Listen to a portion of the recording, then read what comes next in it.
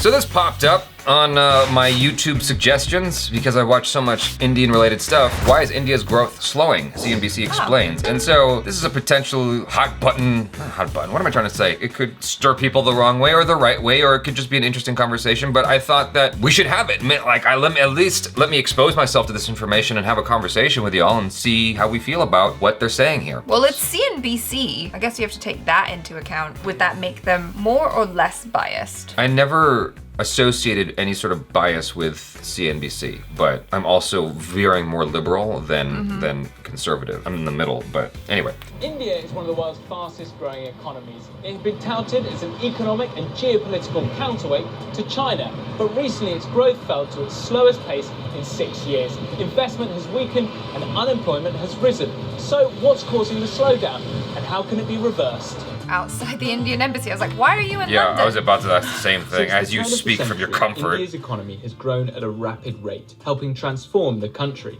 Between 2006 and 2016, rising incomes lifted 271 million people out of poverty, meaning the proportion of Indians still living in poverty has fallen dramatically. Access to electricity has also improved. In 2007, just 70% of the population had access to power. By 2017, that grew to nearly 93%. The Indian government constructed around 110 million toilets, a huge step towards better sanitation designed to prevent the practice of open defecation. Okay. It's a signature program of Prime Minister Narendra Modi. I was about to ask, Narendra Clean Modi. India. Yeah. All this development has been supported by a booming economy. In the third quarter of 2019, India's economic output grew by 4.5%, making it the first time the country's growth dipped below 5% since 2013. For context, 4.5% growth is still much higher than that of developed economies like the US. With 12 million Indians entering the workforce every year, economists say the country needs annual growth rates to stay above 9% to ensure there are enough jobs. So what's causing this recent slowdown? Well, government officials argue turbulence in international financial markets is at fault. Political uncertainty and US-China trade tensions mean confidence levels among investors and consumers everywhere have sunk. The United Nations has even warned that a global recession in 2020 is now a clear and present danger. But back to India. Many economists say the country's growth problems are actually self-inflicted. One obvious culprit is the shadow banking sector. During the 2000s, India saw an investment boom. It was fueled by state banks dishing out a load of loans for big infrastructure projects. But some of the companies taking advantage of these loans couldn't keep up with the repayments. That meant the state banks weren't getting paid back and therefore struggled to give out new loans. To keep business moving, shadow banks stepped in. These financial institutions, which operate like ordinary commercial banks but don't follow traditional banking rules, eventually made up an estimated third of all new loans nationwide. The loans played a pivotal role for the millions of small businesses and consumers who would otherwise have no access to credit. But in 2018, shadow banking giant Infrastructure Leasing and Financial Services defaulted on its debt repayments. Its collapse sent shockwaves through the economy and shook up more traditional banks that had supported the sector. This had a ripple effect. It became harder for people to buy expensive items like cars. That hurt India's automotive industry, which is one of the country's biggest. It employs about 35 million people and makes up about 7% of India's GDP. Last summer, the industry suffered its worst sales performance in nearly 19 years, and reports suggest tens of thousands of workers have been laid off. The agriculture and construction sectors have also been hurting, with small and medium businesses being hit the hardest. The country's unemployment rate has been on an overall upward trend since July 2017, rising several percentage points to 7.7%. Higher unemployment means consumers are buying less, leading to the unfortunate cycle of slower manufacturing, production, investment, and job creation.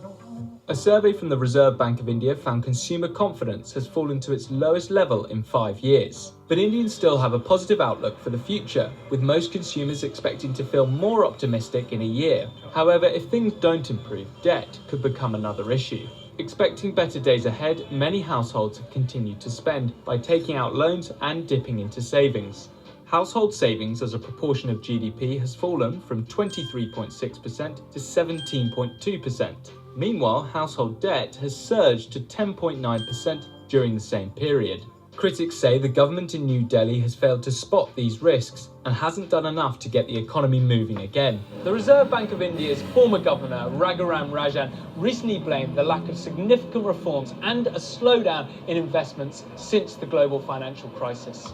Even the country's chief economic advisor recently admitted reforms are needed to make India more friendly to investors. India has cut its corporate tax rate, but labour and land laws are still extremely strict. He also says the country needs to become pro-market rather than just pro-business to avoid costly government bailouts of failing sectors.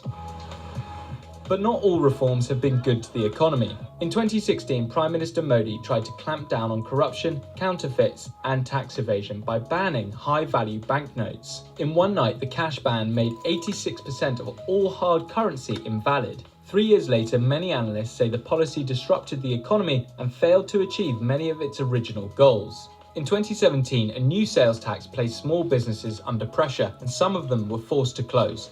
In mid-2019, India's government introduced a controversial new tax on foreign investors. Consequently, India's stock market suffered its worst July performance in 17 years. Damn. Just 1 month later, the measure was scrapped. The government has now refocused its efforts on international trade and investment, and the recent changes to the corporate tax rate could indeed help attract businesses and investors to India. But if the country wants to be part of the world's largest supply chains, it will need low and consistent tariff levels to encourage outsiders to invest for the long term. The country's shifting export policy has harmed several of its largest industries, particularly clothing. India's share of the global apparel market has increased only slightly in the past 20 years. And though the Indian workforce is vast, both Bangladesh and Vietnam now export more. On top of that, the country's import tariffs on average are much higher than the world's biggest economies. They're also among the highest of the world's emerging economies. Even US President Donald Trump has called for the country to bring down its duties. But let's take a step back. Has India's growth actually slowed as much as we think? The government's former chief economic advisor Arvind Subramanian caused a fair bit of controversy in June 2019 when he claimed that the country's official stats probably overstated GDP growth by 2.5% from 2011-2012 to 2016-2017. He says the bottom line is that India never recovered from the global financial crisis. The government denies this. But none of this has hurt Prime Minister Modi at the polls. He won by a landslide in the most recent election. So how will he keep his promise and double the size of the economy by 2025? Many economists insist a well-explained economic vision would help, as with more long-term investment, better skilled workers and improvements to infrastructure. It may not matter who or what is to blame for India's recent economic challenges, but bottom line, India's economic growth needs to bounce back and fast. That's an interesting video. The only thing that bugged me was that he's in London. Yeah, you're reporting from London Yeah. about India, that was but the only I thing that suppose threw it's me just off. like a lot of research, right? Here I am outside the Indian embassy. Yeah. Here I am next to some Indian clothes. you know, it's just kind of funny. But the information is interesting. I don't know how accurate any of this is, and I'm hoping that some of you guys watching will be able to either confirm or counter some of the things that the statistics and information that he presented here, assuming you guys have better intel. Yeah. But well, that's why I said, like, what's the bias in the beginning? Because this is an international news agency, right? So they're going to be getting maybe different information, or it might be more unbiased because it's not coming out of India. You know what I mean? Well, here's the thing. It's twofold, right? Every time I open up my Google Chrome browser on my iPad, it shows me a bunch of news stories, and all of them make me want to click on it. Why? Because they're dark stories. They're negative stories. Right. It's all drawing me in, like It's like, oh no, coronavirus, we're all gonna die. Yeah, exactly. That kind of stuff. And so, and I think about that every time, and I have a hard time fighting against it because the stories are so compelling. Like, Yeah, because they've made them really clickbaity. Yeah. With this, I ask myself, is this really clickbaity? Like, how many people are genuinely interested in India's economy? Outside of Indians who live in India, Right. how many people are genuinely interested in hearing what CNBC has to say about that? Well, maybe people who invest in like, Exactly.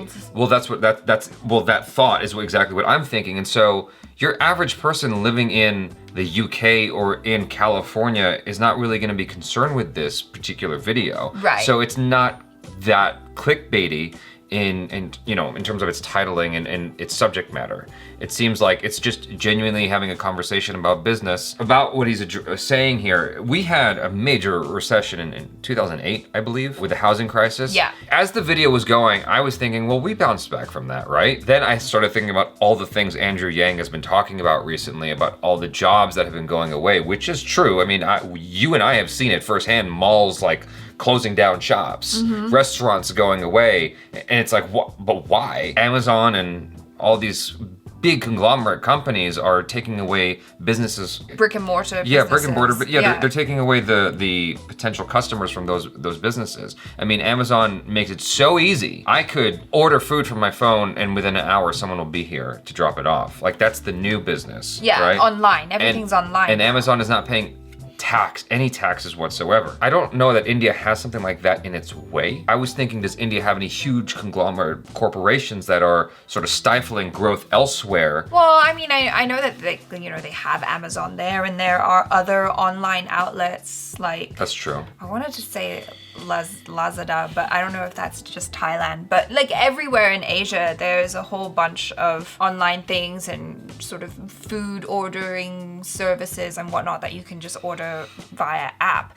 So there is that. My whole thing is what's happening with the unemployment rate, because that's really concerning. The fact that it's this cycle of people not being able to afford high ticket items, right. Therefore production goes down, therefore people are losing jobs, so they can't afford that stuff, and it just like is cyclical. And then also people being in debt because they're hoping or being optimistic about better times coming soon, and still spending the way they would and getting into massive amounts of debt, which is really bad. And I worry about the younger generation too, because so many people are coming out of school and wanting to get into the workforce. Like, what happens there? There's a lot of things to kind of be concerned about. Apple is moving to India, if I'm not mistaken. They're moving out of China and into India because Trump had the whole thing with, and so Apple is shifting its production houses to India, if I'm not mistaken. With everything going down in China right now, I wonder if at all that's remotely a blessing in disguise for India in some capacity. My first thought with this whole virus thing that's been going around is, damn, like why does that keep coming out of, why does shit keep coming out of China? What's going on over there? Like, they had SARS and now this coronavirus. I'm like, god dang. Yeah. And so, China is saying that news agencies around the world are blowing that out of proportion. I don't know. I just, I mean, that is a possibility. But the fact of the matter is, Apple did have to shut down because of the coronavirus over there. Like, well, a lot of businesses I'm sure had to shut down for a while because they just stopped production because this whole thing is like having to be sorted out. They say it's just for like 2 weeks or something, but that it could go on further. It could go on longer. The next thing that people would look at, I think, would be India if they don't want to do business in China anymore because of this kind of thing, this kind of situation. Right. I would imagine that's the next place they're gonna go. India has so many educated people who are very, very smart that are probably ready to take on that kind of thing. That would be the sensible solution to me, is to try to build infrastructure there somehow. But I don't know much about that level of stuff. This is me, from the outside kind of guessing. Well, it seems like what he was saying as well was that India kind of shot themselves in the foot when they raised tariffs for people coming in and doing business in India. This is just what I gleaned from what we just watched, but it seems like maybe there was higher tax or something, and so it makes it less enticing for a foreign business to come and invest in India when they've got to pay like a bunch of taxes, when they could just go somewhere else that's offering better tax breaks, Yeah. It's all tricky. Yeah. Like, I try to see it from both sides, but truth be told, even for me, just trying to come into India, the forms they had me filling out to try to get in, it was a lot of stuff, and it almost felt like they didn't want me to show up. They didn't want me to come. Yeah, I definitely felt that too, and like, I'm someone who travels a lot, and I've been a world traveler my whole life, and so it just seems like so many other places, especially if you're talking about tourism, they just automatically give you a month, or it's a very simple form to fill out. It doesn't cost anything. They just need your information and you get approved, and bish bash bosh. stamp in the passport, off you go. Whereas just to get to India, it seems like the government website is so difficult to navigate, at least for me. Maybe I'm like not smart or something. No, I think government websites in general are pretty difficult to navigate. It just seems like they made it extra hard so that then you have to hire a third party to do it for you, and then you gotta pay all this money. And I'm like, don't you want me to come visit and spend money? Like, I'm gonna spend a bunch of money in India, do you know what I mean? And like, India's such an amazing place, and it's on so many people's bucket lists to go and visit, yet there's a lot of red tape. Yeah, it just feels like it's not the easiest to go. You know? I mean, the counter to that is that America's not an easy place to visit. I mean, that's what a lot of people have said. Sure, it depends on your passport. I don't think two wrongs make a right. Like, I don't like that either one is difficult to try to enter. Canada, they just looked at my passport, asked me a couple questions, and let me in. Well, you have to, I think it's different for you because you're American, but for Canada, I had to do this whole online thing, which took like 15 minutes. Yeah, still, I drove to the border. The lady interrogated me for all of 2 minutes and said, go on. With Thailand, there was no... Oh, yeah, Thailand, you literally just fill out your information and then they stamp your passport and you get 1 month. But at the same time, I understand India's apprehension to making things easier because of terrorism, right? And so it's the same in America. Right, I get all the different aspects. Something has to be adjusted in order to make room for people to come in and spend money. Personally, for me, that's the same thing. You know, I want to come in and buy stuff. You know. Oh well, yeah. Even just you going there, you got to pay for your hotel. You got to like, you're taking Ubers, you're taking auto rickshaws, you're eating out, and like the hotel that Achara and I used for the last night in Mumbai, it almost felt like they didn't even want us there. No, yeah. It was so, I'm never going back there. Yeah, I mean, that's not an Indian thing, by the way. That's just that hotel. I just thought of that. It's not really relevant to this conversation at all. I don't know why I brought it up. I experienced the same thing in Canada.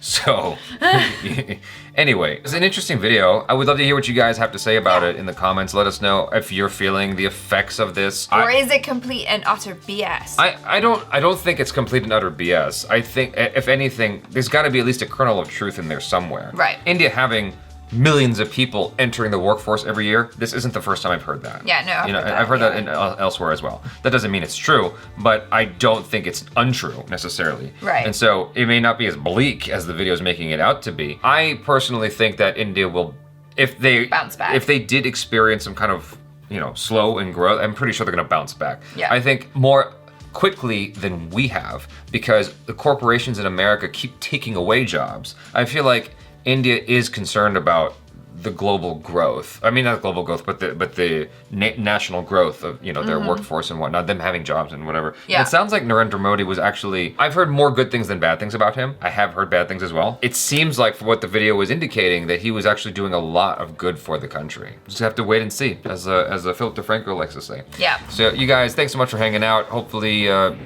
some of that was interesting or intriguing. Let us know your feelings, thoughts, everything in the comments below. Check out Achara KIRK on the social media and her YouTube channel, youtube.com/Achara. Thank you. Subscribe if you haven't already. Hit that bell icon so you get notified every time we drop another video. Check out our other reactions, reviews, short films, vlogs, and interviews. I am Jaby Koay. This is Achara KIRK. Peace out.